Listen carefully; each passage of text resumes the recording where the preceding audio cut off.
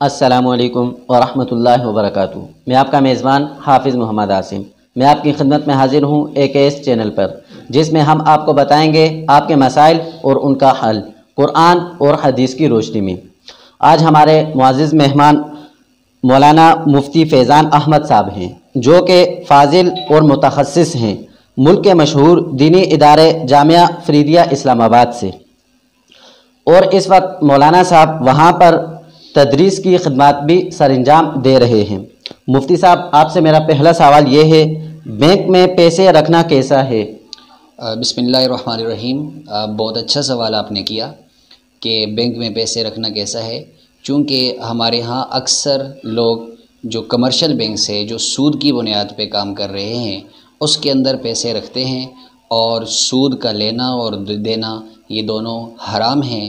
اللہ رب العزت کے ساتھ اعلان جنگ ہے، جیسا کہ اللہ نے فرمایا کہ فَإِن لَّمْ تَفْعَلُوا فَأْذَنُوا بِحَرْبٍ مِّنَ اللَّهِ وَرَسُولِهِ، اگر تم سود سے باز نہ آئے تو اللہ اور اس کے رسول کے ساتھ جنگ کے لیے تیار ہو جائیں۔ لہٰذا جو سودی کا بنیادوں پہ کام کرنے والے بینکس ہیں، ان میں پیسے رکھوانا جائز نہیں ہے۔ اچھا مفتی صاحب، بہت سارے علماء نے انہی بینکوں کے بارے میں لکھا ہے کہ کرنٹ اکاؤنٹ میں پیسے رکھنا جائز ہے، تو یہ بات کس حد تک ٹھیک ہے؟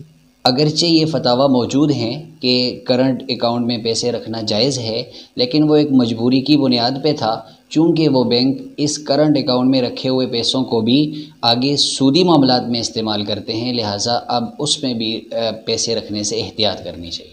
اچھا پھر مفتی صاحب، ہم لوگ اور یہ عوام پیسے رکھے کہاں؟ چونکہ الحمدللہ اب اس کا متبادل اسلامی بینکس آ چکے ہیں، اور اسلامی بینکس کا ایک پورا جال ہے، تو اس کے اندر پیسے رکھنا جائز ہے، لہٰذا عوام کو اور لوگوں کو اس کے اندر اسلامی بینکس کے اندر اپنی رقوم رکھنی چاہیے۔